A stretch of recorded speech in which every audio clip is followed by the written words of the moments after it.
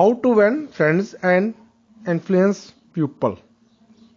महान किताब लेखक डेल करनेगी दी पंजाबी रूपांतर अध्याय पहला पाठ दूजा लोकां तो काम लैण दे मौलिक गुर। लोकां नाल विहार करन दा वड्डा भेद। किसी तो काम कराउण दा संसार विच सिर्फ एक ही उपाय है। की तुसीं कदे इस ते विचार कीता है? हाँ, ठीक एक ही उपाय है। वो है दूसरे मनुख नूं उस काम नूं करन दी जरूरत दा अनुभव कराउणा, अर्थात कोई अजिहा ढंग करना जिस नाल वो महसूस करन लगे कि ये काम करन दी उस नूं खुद जरूरत है। याद रहे, ਇਹਦੇ सिवा दूसरा कोई उपाय नहीं है। बिना शक जे तुसीं किसी दी छाती ते रिवाल्वर रख देवोगे वो तुहानूं अपनी घड़ी दे देवेगा। तुसीं नौकर नूं बंदूक दा निशाना बनाउण दा डर दिखा के उस तो आपो अपने सामने काम लै सकदे हो। तुसीं बालक तो जो काम कराउणा चाहो धमकी दे के कूड़ा दिखा के करा सकदे हो, परंतु इन्हां कच्चे पावां दी प्रतिक्रिया ये बाद च बहुत बुरी हुंदी है। तुहाडे कोल कोई काम कराउण दा इक्को मात्र इक्को उपाय ये है कि मैं तुहानूं वो चीज़ दे देवां जो तुसीं चाहुंदे हो। तुसीं की चाहुंदे हो? वाइना दा प्रसिद्ध डॉक्टर सिगमंड फ्रूड, जो 20वीं सदी का मशहूर मनोविग्यानी है, वो कहता है कि तुसीं अते मैं जो भी काम करदे हां उस दियां चालक दो गल्लां हुंदियां, काम प्रेरणा अते वड्डा बनन दी लालसा। अमरीका दा अति गंभीर दार्शनिक प्रोफैसर जॉन डीवे यही गल कुछ वखरे शब्दां च कहंदा है। उसका कथन है कि मनुखी सुभाਅ दी सब तो गंभीर प्रेरणा महत्वपूर्ण होने की लालसा है। इन्हां शब्दां नूं याद रखो, महत्वपूर्ण होने की लालसा। ये अर्थ भरपूर्ण है। तुसीं इन्हां दे संबंध विच इस पुस्तक विच बहुत कुछ सुणोगे। तुसीं की चाहुंदे हो? बहुत चीज़ां नहीं, परंतु थोड़ियां जिहियां जिन्हां दी तुहानूं इच्छा है, जिन्हां दी तुसीं जरूरी इच्छा करदे हो, उन्हां तो तुहानूं वांझिया नहीं रखिया जाएगा। अक्सर हर एक सुभाविक नौजवान ये चीज़ां चाहुंदा है। सेहत अते जीवन की रखिया, भोजन, नींद, रुपया अते वो वस्तुआं जो रुपये नाल खरीदियां जा सकदियां, मौत तो बाद परलोक दा जीवन, काम वासना की तृप्ति, अपनी संतान दा हित ते महत्ता दा एहसास।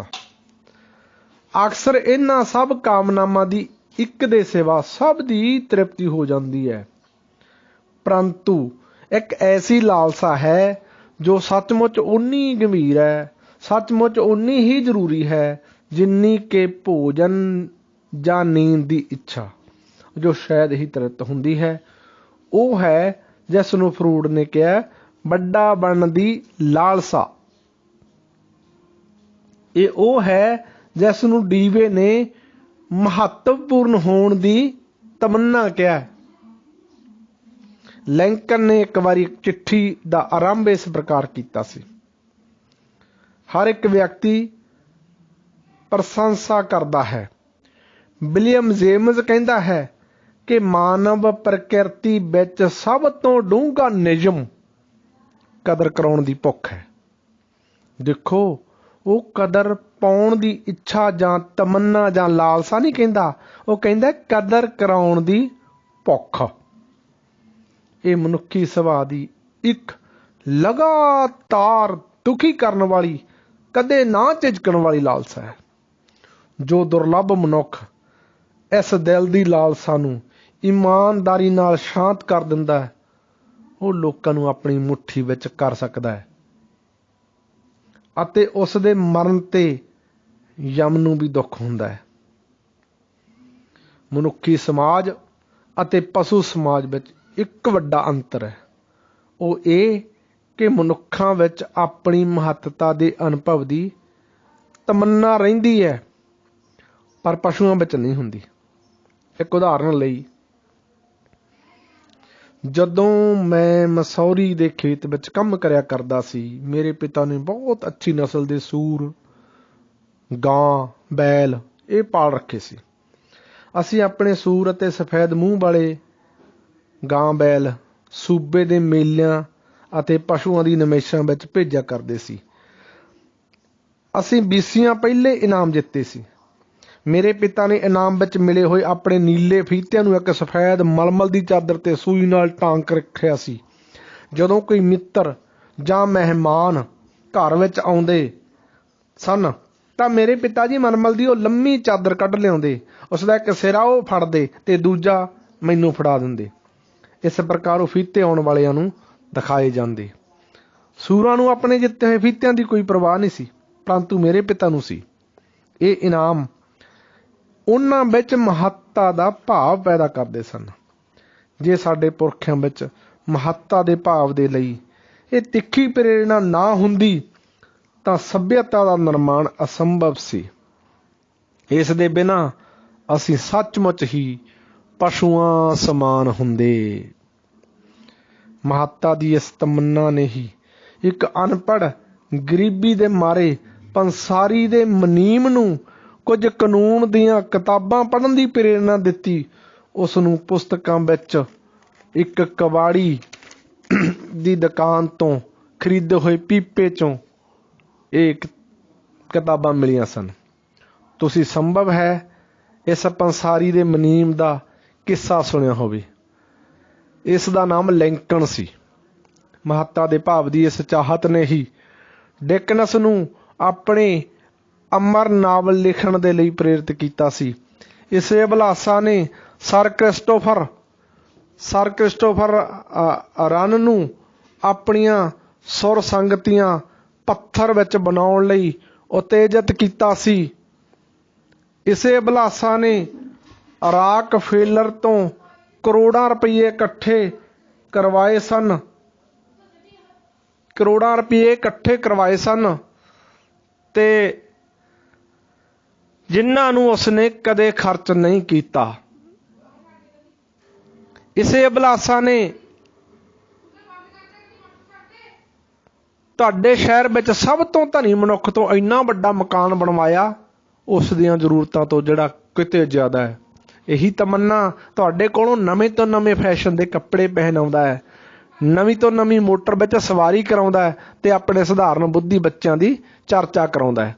ਇਹੀ ਤਮੰਨਾ ਅਨੇਕ ਲੜਕਿਆਂ ਨੂੰ ਫੁਸਲਾ ਕੇ ਗੁੰਡੇ ਤੇ ਤੋਪਚੀ ਬਣਾਉਂਦੀ ਹੈ। ਨਿਊਯਾਰਕ ਦੇ ਸਾਬਕਾ ਪੁਲਿਸ ਕਮਿਸ਼ਨਰ E.P.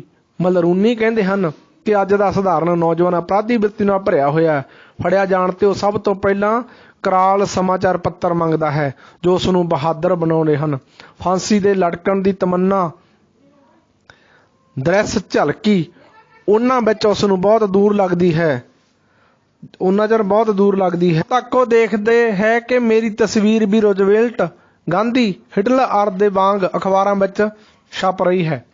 ਜੇ ਤੁਸੀਂ ਮੈਨੂੰ ਦੱਸ ਦਿਓ ਕਿ ਤੁਹਾਡੇ ਵਿੱਚ ਮਹੱਤਤਾ ਦਾ ਭਾਵ ਕਿਸ ਗੱਲ ਤੋਂ ਪੈਦਾ ਹੁੰਦਾ ਹੈ ਤਾਂ ਮੈਂ ਦੱਸ ਸਕਦਾ ਹਾਂ ਕਿ ਤੁਸੀਂ ਕੀ ਹੋ।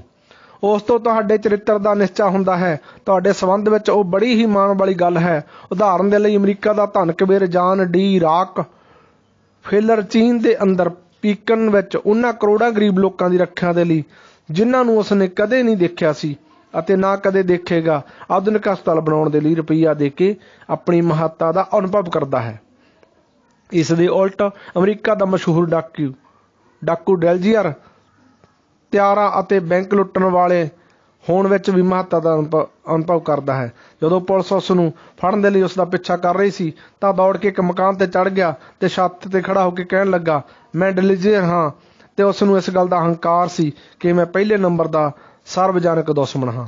ਉਸਨੇ ਕਿਹਾ ਸੀ ਕਿ ਮੈਂ ਤੁਹਾਨੂੰ ਹਾਨੀ ਨਹੀਂ ਪਹੁੰਚਾਵਾਂਗਾ, ਪਰ ਮੈਂ ਡੈਲਜੀਅਰ ਹਾਂ। ਡੈਲਜੀਅਰ ਅਤੇ ਰਾਕਫੇਲਰ ਇੱਕ ਜ਼ਰੂਰੀ ਫਰਕ ਇਹ ਹੈ ਕਿ ਉਹ ਆਪਣੀ ਮਹੱਤਤਾ ਦਾ ਅਨੁਭਵ ਕਿਹੜੇ ਤਰੀਕੇ ਨਾਲ ਕਰਦੇ ਸਨ।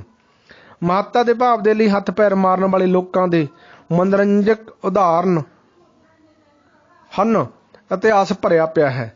ਜਾਰਜ ਵਾਸ਼ਿੰਗਟਨ ਵੀ ਆਪਣੇ ਆਪ ਨੂੰ ਸੰਯੁਕਤ ਰਾਜ ਅਮਰੀਕਾ ਦਾ ਮਹਾਬਲੀ ਰਾਸ਼ਟਰਪਤੀ ਕਹਾਉਣਾ ਚਾਹੁੰਦਾ ਸੀ ਅਤੇ ਕੋਲੰਬਸ ਨੇ ਮਹਾਸਾਗਰ ਦਾ ਸੈਨਾਪਤੀ ਅਤੇ ਭਾਰਤ ਦਾ ਰਾਜ ਪ੍ਰਤੀਨਿਧ ਦੀ ਉਪਾਧੀ ਪਾਉਣ ਦੇ ਲਈ ਯਤਨ ਕੀਤੇ ਸਨ। ਕੈਥਰਾਈਨ ਮਹਾਨ ਉਹਨਾਂ ਚਿੱਠੀਆਂ ਨੂੰ ਖੋਲ੍ਹਣ ਤੋਂ ਇਨਕਾਰ ਕਰ ਦਿੰਦੀ ਸੀ ਜਿਨ੍ਹਾਂ ਤੇ ਉਸਦੇ ਨਾਂ ਦੇ ਨਾਲ ਰਾਜ ਰਾਜੇਸ਼ਵਰੀ ਮਹਾਰਾਣੀ ਨਾਂ ਲਿਖਿਆ ਹੋਵੇ, ਤੇ ਰਾਸ਼ਟਰਪਤੀ ਲਿੰਕਨ ਦੀ ਪਤਨੀ ਵਾਈਟ ਹਾਊਸ ਵਿੱਚ ਸ਼੍ਰੀਮਤੀ ਗ੍ਰਾਂਟ ਤੇ ਸ਼ੇਰਨੀ ਦੀ ਤਰ੍ਹਾਂ ਝਪਟ ਕੇ ਕਹਿਣ ਲੱਗੀ ਸੀ, ਜਦ ਤੱਕ ਮੈਂ ਤੁਹਾਨੂੰ ਸੱਦਾ ਨਾ ਦੇਵਾਂ ਤੂੰ ਮੇਰੇ ਸਾਹਮਣੇ ਬੈਠਣ ਦਾ ਸਾਹਸ ਕਿਵੇਂ ਕਰਦੀ ਹੈ। ਅਮਰੀਕਾ ਦੇ ਧਨ ਕੁਬੇਰਾਂ ਨੇ ਦੱਖਣ ਧਰੁਵ ਨੂੰ ਜਾਣ ਵਾਲੇ ਸਾਗਰ ਸੈਨਾਪਤੀ ਬੈਰਡ ਦੇ ਅਭਿਆਨ ਨੂੰ ਇਸ ਸਮਝੌਤੇ ਤੇ ਆਰਥਿਕ ਸਹਾਇਤਾ ਦਿੱਤੀ ਸੀ ਕਿ ਬਰਫਾਨੀ ਪਰਬਤ ਮਲਾਵਾਂ ਦੇ ਨਾਂ ਉਹਨਾਂ ਦੇ ਨਾਂ ਤੇ ਰੱਖੇ ਜਾਣਗੇ, ਅਤੇ ਵਿਕਟਰ ਹਿਊਗੋ ਦੀ ਤਮੰਨਾ ਸੀ ਕਿ ਮੇਰੇ ਸਨਮਾਨ ਵਿੱਚ ਪੈਰਿਸ ਦਾ ਨਾਮ ਬਦਲ ਕੇ ਮੇਰੇ ਨਾਂ ਤੇ ਰੱਖ ਦਿੱਤਾ ਜਾਵੇ। ਇੱਥੋਂ ਤੱਕ ਕਿ ਮਹਾਕਵੀ ਸ਼ੇਕਸਪੀਅਰ ਨੇ ਵੀ, ਜੋ ਬਲੀਆਂ ਦਾ ਮਹਾਬਲੀ ਸੀ, ਆਪਣੇ ਪਰਿਵਾਰ ਦੇ ਲਈ ਇੱਕ ਕੋਟ ਆਫ ਆਰਮਜ਼ ਅਰਥਾਤ ਕੁੱਲ ਚਿੰਨ੍ਹ ਪ੍ਰਾਪਤ ਕਰਕੇ ਆਪਣੇ ਨਾਂ ਨੂੰ ਰੌਸ਼ਨ ਕਰਨ ਦਾ ਯਤਨ ਕੀਤਾ ਸੀ। ਦੂਸਰਿਆਂ ਦੀ ਹਮਦਰਦੀ ਪ੍ਰਾਪਤ ਕਰਨ ਤੇ ਉਹਨਾਂ ਦੇ ਧਿਆਨ ਨੂੰ ਆਪਣੀ ਤਰਫ ਖਿੱਚਣ ਦੇ ਲਈ ਕਦੇ ਕਦੇ ਲੋਕ ਲੂਲੇ, ਲੰਗੜੇ ਜਾਂ ਰੋਗੀ ਵੀ ਬਣ ਜਾਇਆ ਕਰਦੇ ਹਨ। ਇਸ ਪ੍ਰਕਾਰ ਉਹਨਾਂ ਵਿੱਚ ਮਹੱਤਤਾ ਦਾ ਭਾਵ ਪ੍ਰਗਟ ਹੋ ਜਾਂਦਾ ਹੈ। ਉਦਾਹਰਨ ਦੇ ਲਈ ਸ੍ਰੀ M.K. ਕਿਨਲੇ ਦੀ ਇਸਤਰੀ ਨੂੰ ਹੀ ਲੈ ਲਵੋ। ਉਹ ਆਪਣੀ ਮਹੱਤਤਾ ਇਸੇ ਵਿੱਚ ਸਮਝਦੀ ਸੀ ਕਿ ਉਸ ਦਾ ਪਤੀ, ਜੋ ਕਿ ਯੂਨਾਈਟਿਡ ਸਟੇਟਸ ਆਫ ਪ੍ਰੈਜ਼ੀਡੈਂਟ ਸੀ, ਰਾਜ ਦੇ ਮਹੱਤਵਪੂਰਨ ਕੰਮਾਂ ਨੂੰ ਆਵਾਗਾਉਣ ਕਰਕੇ ਘੰਟਿਆਂ ਬੱਧੀ ਉਸ ਦੀ ਖਾਟ ਦੇ ਕੋਲ ਬੈਠਾ ਰਹੇ ਅਤੇ ਉਸ ਨੂੰ ਸ਼ਾਂਤ ਕਰਕੇ ਸਲਾਉਣ ਦਾ ਯਤਨ ਕਰੇ। ਇੱਕ ਵਾਰੀ ਜਦੋਂ ਉਸ ਨੂੰ ਦੰਦਾਂ ਦੇ ਵੈਦ ਕੋਲ ਇਕੱਲੀ ਛੱਡ ਕੇ ਜਾਣਾ ਪਿਆ, ਕਿਉਂਕਿ ਕਿੰਦਲੇ ਨੇ ਇੱਕ ਸੱਜਣ ਨੂੰ ਮਿਲਣ ਲਈ ਸਮਾਂ ਦੇ ਰੱਖਿਆ ਸੀ, ਤਾਂ ਪਤਨੀ ਨੇ ਇੱਕ ਤਰ੍ਹਾਂ ਤੂਫਾਨ ਮਚਾ ਦਿੱਤਾ। ਕਈ ਲੋਕ ਮਹੱਤਤਾ ਦਾ ਭਾਵ ਅਪਣਾਉਣ ਦੇ ਲਈ ਕਾਮਗ੍ਰਸਤ ਅਤੇ ਬਿਮਾਰ ਬਣ ਜਾਂਦੇ ਹਨ। ਅਮਰੀਕਾ ਦੀ ਇੱਕ ਹੱਟੀ ਕੱਟੀ ਤੰਦਰੁਸਤ ਇਸਤਰੀ ਦੀ ਗੱਲ ਹੈ। ਪਹਿਲਾਂ ਤਾਂ ਉਸਨੇ ਵਿਆਹ ਨਾ ਕੀਤਾ, ਪਰੰਤੂ ਉਮਰ ਚੜ੍ਹ ਜਾਣ 'ਤੇ ਜਦ ਉਸਨੇ ਦੇਖਿਆ ਕਿ ਹੁਣ ਮੇਰਾ ਵਿਆਹ ਹੋਣਾ ਮੁਸ਼ਕਲ ਹੈ ਅਤੇ ਮੈਨੂੰ ਸਾਰੀ ਉਮਰ ਇਕੱਲੀ ਰਹਿ ਕੇ ਹੀ ਬਿਤਾਉਣੀ ਪਵੇਗੀ, ਤਾਂ ਉਹ ਮੰਜੇ 'ਤੇ ਪੈ ਗਈ। ਉਸ ਦੀ ਮਾਂ 10 ਵਰ੍ਹਿਆਂ ਤੱਕ ਉਹਦੀ ਸੇਵਾ ਕਰਦੀ ਰਹੀ। ਇੱਕ ਦਿਨ ਮਾਂ ਸੇਵਾ ਤੋਂ ਥੱਕ ਕੇ ਲੇਟ ਗਈ ਅਤੇ ਮੌਤ ਹੋ ਗਈ। ਕੁਝ ਹਫ਼ਤੇ ਤੱਕ ਉਹ ਬਿਮਾਰ ਇਸਤਰੀ ਦੁੱਖ ਨਾਲ ਘੁਲਦੀ ਰਹੀ, ਪਰੰਤੂ ਬਾਅਦ ਵਿੱਚ ਉੱਠੀ ਤੇ ਆਪਣੀ ਮਾਂ ਦੇ ਮੌਤ ਨੂੰ ਦੁੱਖ ਨੂੰ ਭੁਲਾਉਂਦੀ ਹੋਈ ਉੱਠ ਕੇ ਕੱਪੜੇ ਪਹਿਨ ਕੇ ਕੰਮ ਕਰਨ ਲੱਗ ਪਈ। ਕੁਝ ਮਾਹਰਾਂ ਦਾ ਕਹਿਣਾ ਹੈ ਕਿ ਜੋ ਮਹੱਤਤਾ ਦਾ ਭਾਵ ਲੋਕਾਂ ਨੂੰ ਅਸਲੀਅਤ ਦੇ ਰੂਬਰੂ ਸੰਸਾਰ ਵਿੱਚ ਨਹੀਂ ਮਿਲਿਆ, ਉਸ ਨੂੰ ਪਾਗਲਪਣ ਦੇ ਸੁਪਨਿਆਂ ਵਿੱਚ ਦੇਸ਼ ਵਿੱਚ ਪਾਉਣ ਦੇ ਲਈ ਉਹ ਸੱਚਮੁੱਚ ਪਾਗਲ ਹੋ ਜਾਂਦੇ ਹਨ। ਸੰਯੁਕਤ ਰਾਜ ਅਮਰੀਕਾ ਦੇ ਹਸਪਤਾਲਾਂ ਵਿੱਚ ਜਿੰਨੇ ਮਾਨਸਿਕ ਰੋਗਾਂ ਦੇ ਬਿਮਾਰ ਰੋਗੀ ਹਨ, ਉਹਨਾਂ ਸਭ ਰੋਗਾਂ ਨੂੰ ਮਿਲਾ ਕੇ ਵੀ ਨਹੀਂ ਹਨ। ਜੇ ਤੁਹਾਡੀ ਉਮਰ 15 ਸਾਲ ਤੋਂ ਜ਼ਿਆਦਾ ਹੈ ਅਤੇ ਤੁਸੀਂ ਨਿਊਯਾਰਕ ਸਟੇਟ ਵਿੱਚ ਰਹਿੰਦੇ ਹੋ, ਤਾਂ 100 ਵਿੱਚੋਂ 5 ਮੌਕੇ ਐਸੇ ਹਨ ਕਿ ਤੁਹਾਨੂੰ ਆਪਣੇ ਜੀਵਨ ਦੇ 7 ਵਰ੍ਹੇ ਕਿਸੇ ਪਾਗਲਾਂ ਦੇ ਆਸ਼ਰਮ ਵਿੱਚ ਬੰਦ ਰਹਿਣਾ ਪਵੇਗਾ। ਪਾਗਲਪਣ ਦਾ ਕਾਰਨ ਕੀ ਹੈ? ਕੋਈ ਵੀ ਵਿਅਕਤੀ ਅਜਿਹੇ ਪ੍ਰਸ਼ਨ ਦਾ ਉੱਤਰ ਨਹੀਂ ਦੇ ਸਕਦਾ, ਪਰੰਤੂ ਸਾਨੂੰ ਪਤਾ ਹੈ ਕਿ ਛੋਟੇ ਦੁੱਖ ਵਰਗੇ ਕਈ ਰੋਗ ਐਸੇ ਹਨ ਜੋ ਦਿਮਾਗ ਦੀਆਂ ਕੋਠੜੀਆਂ ਨੂੰ ਤੰਗ ਅਤੇ ਨਸ਼ਟ ਕਰ ਦਿੰਦੇ ਹਨ। ਇਸ ਦਾ ਨਤੀਜਾ ਉਨਮਾਦ ਹੁੰਦਾ ਹੈ। ਅਸਲੀਅਤ ਵਿੱਚ ਅੱਧੇ ਦੇ ਲਗਭਗ ਮਾਨਸਿਕ ਰੋਗਾਂ ਦੇ ਸਰੀਰਕ ਕਾਰਨ ਦਿਮਾਗ ਦੀ ਸੱਟ, ਮੱਧਿਆਯਾਰ ਟਾਕਸਨ ਨਾਮ ਦੇ ਜ਼ਹਿਰ ਅਤੇ ਹਾਨੀ ਸਿੱਧ ਕੀਤਾ ਜਾ ਸਕਦਾ ਹੈ, ਪਰੰਤੂ ਦੂਜੇ ਅੱਧੇ ਲੋਕ ਜੋ ਪਾਗਲ ਹੁੰਦੇ ਹਨ, ਉਹਨਾਂ ਦੇ ਦਿਮਾਗ ਦੀਆਂ ਕੁਸ਼ਟੀਆਂ ਵਿੱਚ ਸਪਸ਼ਟ ਰੂਪ ਵਿੱਚ ਕੋਈ ਨੁਕਸ ਨਹੀਂ ਹੁੰਦਾ। ਮਰ ਜਾਣ 'ਤੇ ਜਦੋਂ ਉਹਨਾਂ ਦੇ ਦਿਮਾਗ ਦੇ ਤੰਤੂਆਂ ਨੂੰ ਬਹੁਤ ਜ਼ਿਆਦਾ ਤੇਜ਼ ਸੂਖਮਦਰਸ਼ਕ ਯੰਤਰ ਨਾਲ ਦੇਖਿਆ ਜਾਂਦਾ ਹੈ, ਤਾਂ ਸਪਸ਼ਟ ਰੂਪ ਵਿੱਚ ਉਨੇ ਹੀ ਸਿਹਤਮੰਦ ਦਿਖਦੇ ਹਨ ਜਿੰਨੇ ਕਿ ਤੁਹਾਡੇ ਅਤੇ ਮੇਰੇ ਵਰਗੇ। ਇਹ ਲੋਕ ਪਾਗਲ ਕਿਉਂ ਹੋ ਜਾਂਦੇ ਹਨ? ਮੈਂ ਆਪਣੇ ਦੇਸ਼ ਦੇ ਇੱਕ ਅਤਿਅੰਤ ਮਹੱਤਵਪੂਰਨ ਪਾਗਲ ਘਰ ਦੇ ਪ੍ਰਧਾਨ ਡਾਕਟਰ ਨੂੰ ਇਹ ਪ੍ਰਸ਼ਨ ਪੁੱਛਿਆ। ਇਸ ਡਾਕਟਰ ਨੂੰ ਪਾਗਲਪਣ ਦਾ ਇੰਨਾ ਚੰਗਾ ਗਿਆਨ ਸੀ ਕਿ ਉਸ ਨੂੰ ਇਸ ਦੇ ਲਈ ਉਹ ਉੱਚਾ ਸਨਮਾਨ ਤੇ ਬੜੇ ਵੱਡੇ ਇਨਾਮ ਮਿਲੇ ਸਨ। ਉਸ ਨੇ ਮੈਨੂੰ ਸਾਫ਼ ਕਹਿ ਦਿੱਤਾ ਕਿ ਮੈਨੂੰ ਪਤਾ ਨਹੀਂ ਕਿ ਲੋਕ ਪਾਗਲ ਕਿਉਂ ਹੋ ਜਾਂਦੇ ਹਨ। ਨਿਸ਼ਚਿਤ ਰੂਪ ਵਿੱਚ ਕਿਸੇ ਨੂੰ ਵੀ ਇਸ ਦਾ ਪਤਾ ਨਹੀਂ, ਪਰੰਤੂ ਉਸ ਨੇ ਇੰਨਾ ਜ਼ਰੂਰ ਕਿਹਾ ਕਿ ਪਾਗਲ ਹੋਣ ਵਾਲੇ ਅਨੇਕ ਲੋਕ ਪਾਗਲਪਣ ਵਿੱਚ ਮਹੱਤਤਾ ਦਾ ਇੱਕ ਅਜਿਹਾ ਭਾਵ ਪਾਉਂਦੇ ਹਨ, ਅਹਿਸਾਸ ਪ੍ਰਾਪਤ ਕਰਦੇ ਹਨ, ਉਹਨਾਂ ਨੂੰ ਯਥਾਰਥ ਦੀ ਦੁਨੀਆ ਵਿੱਚ ਪ੍ਰਾਪਤ ਕਰਨ ਵਿੱਚ ਉਹ ਅਸਮਰੱਥ ਸਨ। ਫਿਰ ਉਸ ਨੇ ਮੈਨੂੰ ਇੱਕ ਕਹਾਣੀ ਸੁਣਾਈ। ਮੇਰਾ ਇੱਕ ਰੋਗੀ ਹੈ ਜੋ ਹੁਣ ਤੰਦਰੁਸਤ ਹੋ ਚੁੱਕਾ ਹੈ। ਉਸ ਦਾ ਦਾੰਪਤੀ ਜੀਵਨ ਇੱਕ ਦੁਖਾਂਤ ਨਾਟਕ ਸਿੱਧ ਹੋਇਆ। ਉਹ ਚਾਹੁੰਦਾ ਸੀ ਕਿ ਪ੍ਰੇਮ, ਕਾਮ ਵਾਸਨਾ ਦੀ ਸੰਤੁਸ਼ਟੀ, ਸੰਤਾਨ ਅਤੇ ਸਮਾਜਿਕ ਮਾਣ ਰੁਤਬਾ, ਪਰੰਤੂ ਜੀਵਨ ਨੇ ਉਸ ਦੀਆਂ ਸਭ ਆਸਾਂ 'ਤੇ ਪਾਣੀ ਫੇਰ ਦਿੱਤਾ। ਉਸ ਦਾ ਪਤੀ ਉਸ ਨੂੰ ਪ੍ਰੇਮ ਨਹੀਂ ਕਰਦਾ ਸੀ, ਇੱਥੋਂ ਤੱਕ ਕਿ ਉਹ ਉਸ ਨਾਲ ਬੈਠ ਕੇ ਖਾਣਾ ਵੀ ਨਹੀਂ ਖਾਂਦਾ ਸੀ ਤੇ ਉਸ ਨੂੰ ਮਜਬੂਰ ਕਰਦਾ ਸੀ ਕਿ ਉਸ ਦਾ ਖਾਣਾ ਉਸ ਨੂੰ ਉੱਪਰ ਚੁਬਾਰੇ ਵਿੱਚ ਹੀ ਲਿਆ ਦਿਆ ਕਰੇ।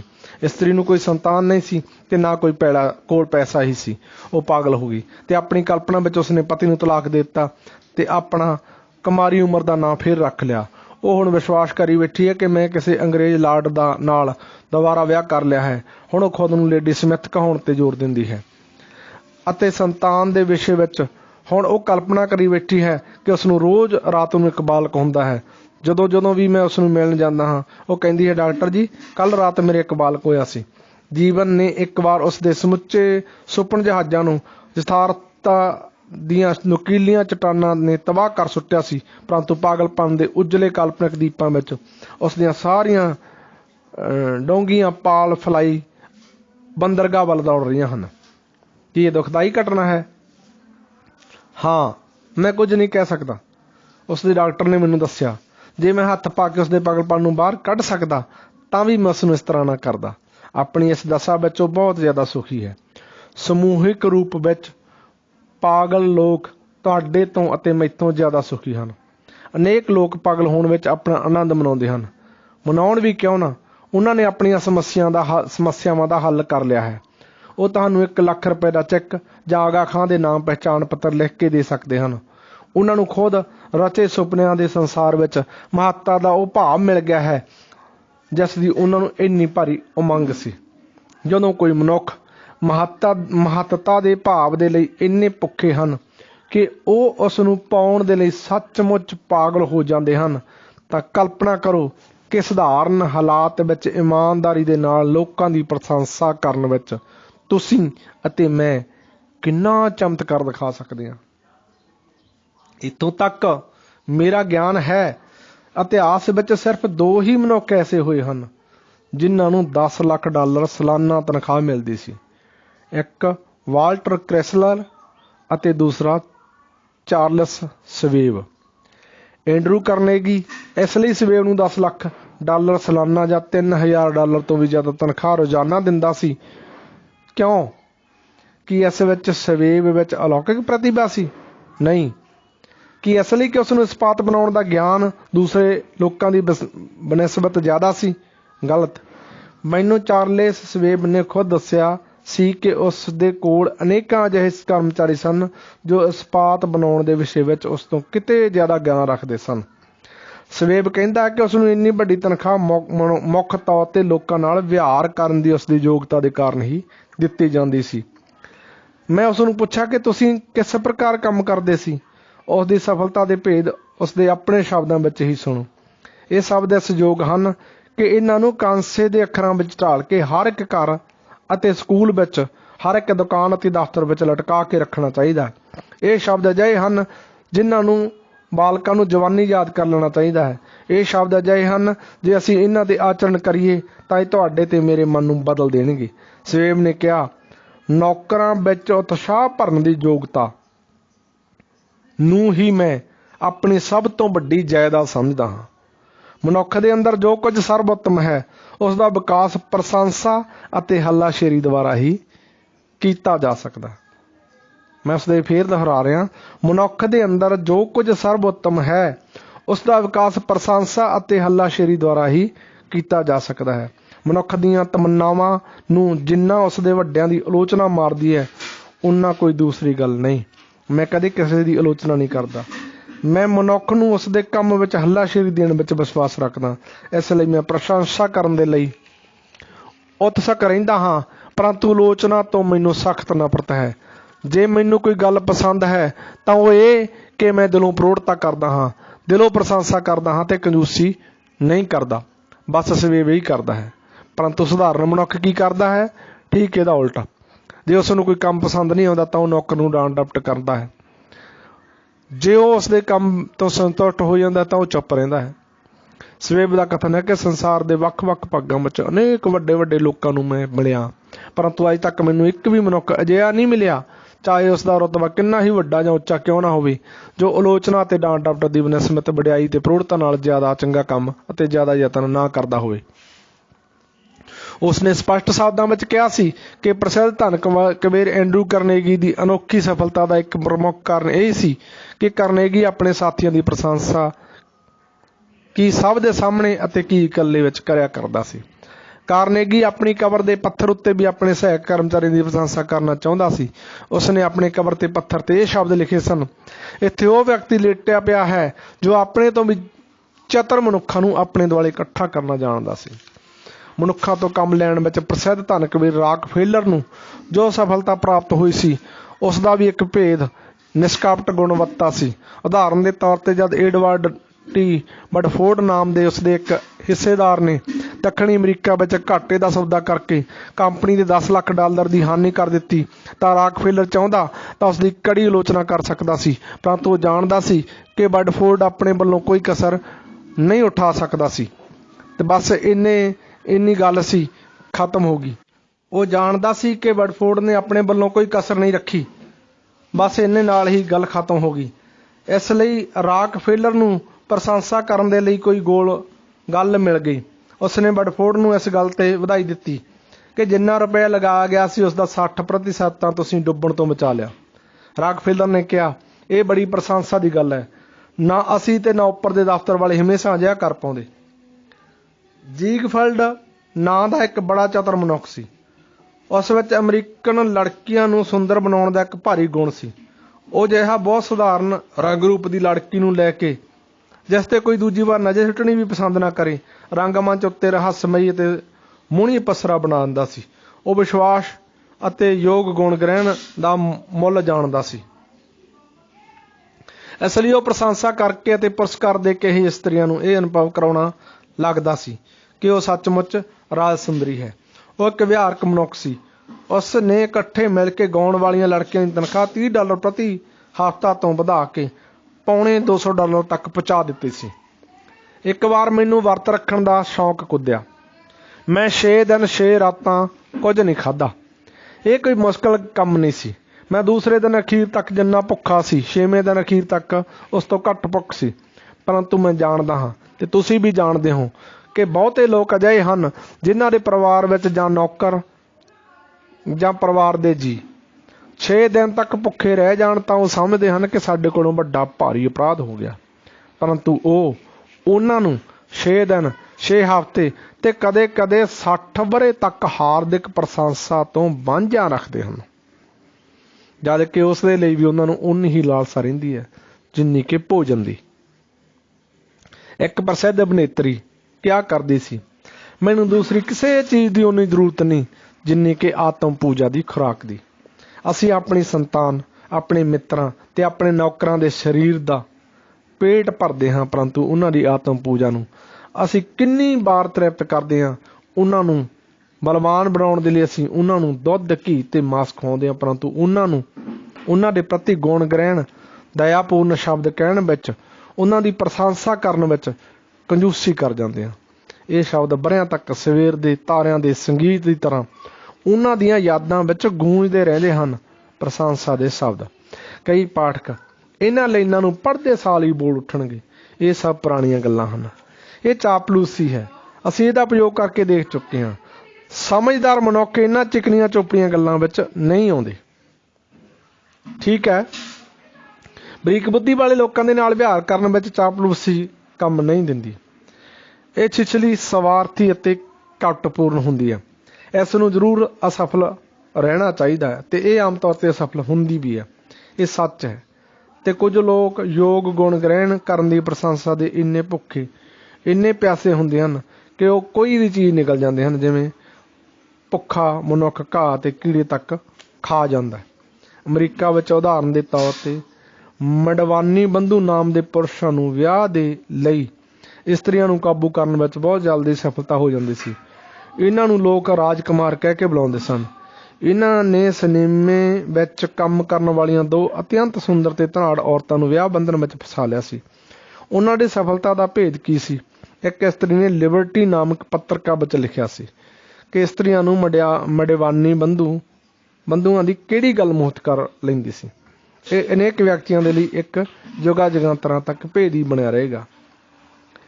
ਪੋਲਾ ਨੇਗਰੀ ਨਾਂ ਦੀ ਇੱਕ ਸੰਸਾਰਕ ਪ੍ਰਸਿੱਧ ਪੁਰਸ਼ਾਂ ਨੂੰ ਦ੍ਰਿਸ਼ਟੀ ਵਿੱਚ ਸਾਣ ਮਾਰਨ ਵਾਲੀ ਤੇ ਇੱਕ ਵੱਡੀ ਕਲਾਕਾਰ ਹੈ। ਇੱਕ ਸਮੇਂ ਉਸਨੇ ਇਹ ਭੇਦ ਮੈਨੂੰ ਸਮਝਾਇਆ। ਉਸਨੇ ਕਿਹਾ ਕਿ ਮਡੇਵਾਨੀ ਬੰਧੂਆਂ ਨੂੰ ਚਾਪਲੂਸੀ ਕਰਨ ਦੀ ਕਲਾ ਦਾ ਜਿੰਨਾ ਗਿਆਨ ਹੈ ਓਨਾ ਮੈਂ ਕਿਸੇ ਦੂਸਰੇ ਮਨੁੱਖ ਵਿੱਚ ਕਦੇ ਵੀ ਨਹੀਂ ਦੇਖਿਆ।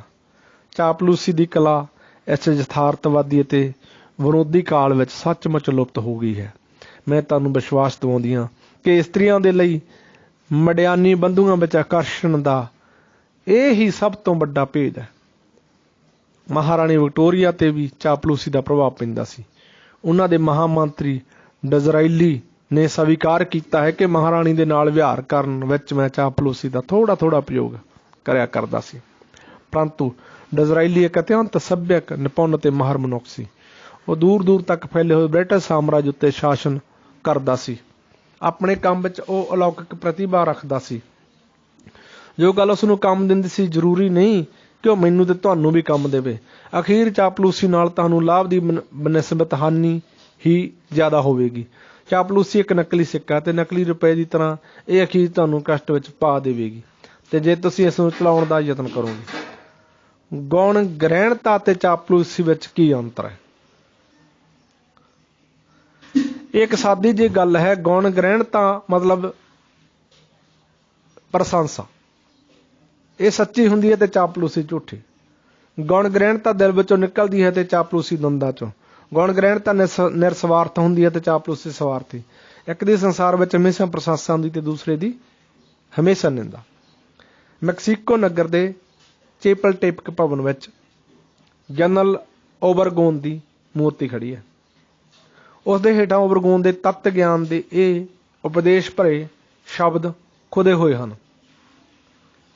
ਜੋ ਦੁਸ਼ਮਣ ਤੁਹਾਡੇ ਤੇ ਹਮਲਾ ਕਰਦੇ ਹਨ ਉਹਨਾਂ ਤੋਂ ਨਾ ਡਰੋ, ਉਹਨਾਂ ਮਿੱਤਰਾਂ ਤੋਂ ਡਰੋ ਜੋ ਤੁਹਾਡੀ ਚਾਪਲੂਸੀ ਕਰਦੇ ਹਨ। ਨਹੀਂ, ਬਿਲਕੁਲ ਨਹੀਂ। ਮੈਂ ਚਾਪਲੂਸੀ ਦੇ ਲਈ ਤੁਹਾਨੂੰ ਨਹੀਂ ਕਹਿ ਰਿਹਾ। ਇਸ ਦੇ ਬਿਲਕੁਲ ਉਲਟ ਮੈਂ ਜੀਵਨ ਦੀ ਇੱਕ ਨਵੀਂ ਰੀਤ ਦੀ ਗੱਲ ਕਹਿ ਰਿਹਾ। ਫਿਰ ਸੁਣੋ, ਮੈਂ ਜੀਵਨ ਦੀ ਇੱਕ ਨਵੀਂ ਰੀਤ ਦੀ ਗੱਲ ਕਹਿ ਰਿਹਾ। ਇੰਗਲੈਂਡ ਦੇ ਰਾਜਾ ਪੰਚਮ ਜਾਰਜ ਨੇ ਬਿੰਘਮ ਪ੍ਰਸਾਦ ਵਿੱਚ ਆਪਣੇ ਅਧਿਐਨ ਦੇ ਕਮਰੇ ਦੀਆਂ ਦੀਵਾਰਾਂ 'ਤੇ 6 ਨਿਰਧਾਰਤ ਸਿਧਾਂਤ ਲਿਖ ਕੇ ਲਗਾ ਰੱਖੇ ਸਨ।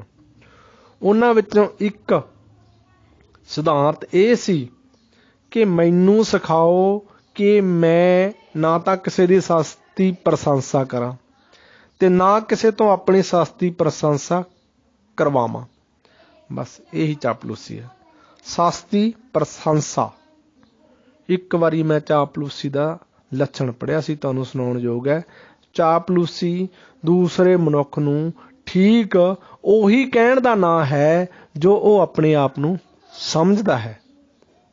ਮਹਾਤਮਾ ਇਮਰਸਨ ਦਾ ਕਹਿਣਾ ਹੈ ਕਿ ਚਾਹੇ ਤੁਸੀਂ ਕਿਸੇ ਵੀ ਭਾਸ਼ਾ ਦਾ ਪ੍ਰਯੋਗ ਕਰੋ, ਤੁਸੀਂ ਕਦੇ ਵੀ ਸਿਵਾਏ ਉਸ ਦੇ ਜੋ ਕੁਝ ਤੁਸੀਂ ਖੁਦ ਹੋ ਦੂਸਰਾ ਕੁਝ ਨਹੀਂ ਕਹਿ ਸਕਦੇ।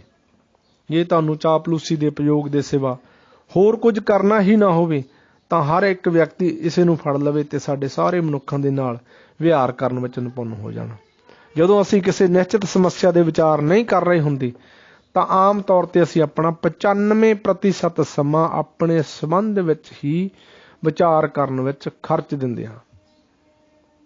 ਹੁਣ ਜੇ ਅਸੀਂ ਥੋੜ੍ਹੀ ਦੇਰ ਦੇ ਲਈ ਆਪਣੇ ਵਿਸ਼ੇ ਵਿੱਚ ਚਿੰਤਨ ਕਰਨਾ ਛੱਡ ਕੇ ਦੂਸਰੇ ਮਨੁੱਖ ਦੀਆਂ ਚੰਗੀਆਂ ਗੱਲਾਂ 'ਤੇ ਵਿਚਾਰ ਕਰ ਲਈਏ ਤਾਂ ਸਾਨੂੰ ਚਾਪਲੂਸੀ ਦੀ ਕਦੇ ਵੀ ਜ਼ਰੂਰਤ ਨਹੀਂ ਪਵੇਗੀ। ਉਸ ਦੀ ਚਾਪਲੂਸੀ ਦੀ ਜੋ ਇੰਨੀ ਸਸਤੀ ਤੇ ਝੂਠੀ ਹੁੰਦੀ ਹੈ ਕਿ ਮੂੰਹੋਂ ਨਿਕਲਦੇ ਹੀ ਉਸ ਝੱਟ ਪਛਾਣ ਲਈ ਜਾਂਦੀ ਹੈ।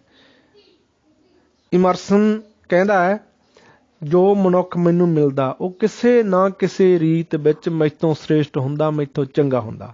ਇਸ ਲਈ ਮੈਂ ਉਸ ਤੋਂ ਕੁਝ ਨਾ ਕੁਝ ਸਿੱਖ ਲੈਂਦਾ ਹਾਂ। ਜੇ ਇਹ ਗੱਲ ਇਮਰਸਨ ਵਰਗੇ ਮਹਾਂਪੁਰਖ ਦੇ ਵਿਸ਼ੇ ਵਿੱਚ ਸੱਚ ਹੈ ਤਾਂ ਕੀ ਇਹ ਮੇਰੇ ਅਤੇ ਤੁਹਾਡੇ ਵਰਗਿਆਂ ਦੇ ਵਿਸ਼ੇ ਵਿੱਚ ਹਜ਼ਾਰਾਂ ਗੁਣਾ ਜ਼ਿਆਦਾ ਸੱਚ ਨਹੀਂ? ਆਓ ਅਸੀਂ ਆਪਣੇ ਗੁਣਾਂ ਅਤੇ ਆਪਣੀਆਂ ਜ਼ਰੂਰਤਾਂ ਦੇ ਵਿਸ਼ੇ ਵਿੱਚ ਵਿਚਾਰ ਕਰਨਾ ਛੱਡ ਦਈਏ। ਆਓ ਅਸੀਂ ਦੂਸਰੇ ਮਨੁੱਖਾਂ ਦੇ ਸਦਗੁਣਾਂ ਦੀ ਗਿਣਤੀ ਕਰੀਏ। ਫਿਰ ਚਾਪਲੂਸੀ ਨੂੰ ਭੁੱਲ ਜਾਓ। ਨਿਸ਼ਕਪਟ ਸੱਚੀ ਪ੍ਰਸ਼ੰਸਾ ਕਰੋ, ਸੱਚੇ ਦਿਲੋਂ ਕਰੋ। ਪ੍ਰਸ਼ੰਸਾ ਕਰਦੇ ਸਮੇਂ ਕੰਜੂਸੀ ਨਾ ਕਰੋ। ਅਤੇ ਫਿਰ ਦੇਖੋ ਲੋਕ ਤੁਹਾਡੇ ਸ਼ਬਦ ਕਿੰਨੇ ਪਿਆਰੇ ਲੱਗਦੇ ਨੇ ਲੋਕਾਂ ਨੂੰ। ਉਹਨਾਂ ਨੂੰ ਉਹ ਆਪਣੇ ਦਿਲ ਵਿੱਚ ਕਿੰਨਾ ਸੰਭਾਲ ਕੇ ਰੱਖਦੇ ਨੇ ਤੁਹਾਡੇ ਸ਼ਬਦਾਂ ਨੂੰ, ਅਤੇ ਉਮਰ ਭਰ ਉਹਨਾਂ ਨੂੰ ਦੁਹਰਾਉਂਦੇ ਰਹਿੰਦੇ ਹਨ। ਅਸੀਂ ਜਦੋਂ ਉਹਨਾਂ ਨੂੰ ਭੁੱਲ ਚੁੱਕੇ ਹੋਵਾਂਗੇ, ਉਸ ਦੇ ਵਰ੍ਹਿਆਂ ਬਾਅਦ ਵੀ ਉਹ ਤੁਹਾਨੂੰ ਯਾਦ ਰੱਖਣਗੇ, ਤੁਹਾਡੇ ਸ਼ਬਦਾਂ ਨੂੰ ਯਾਦ ਰੱਖਣਗੇ। ਧੰਨਵਾਦ ਹੈ ਜੀ। ਹੋਰਾਂ ਨੂੰ ਵੀ ਇਹ ਗਿਆਨ ਰੂਪੀ ਕਿਤਾਬਾਂ ਦੇ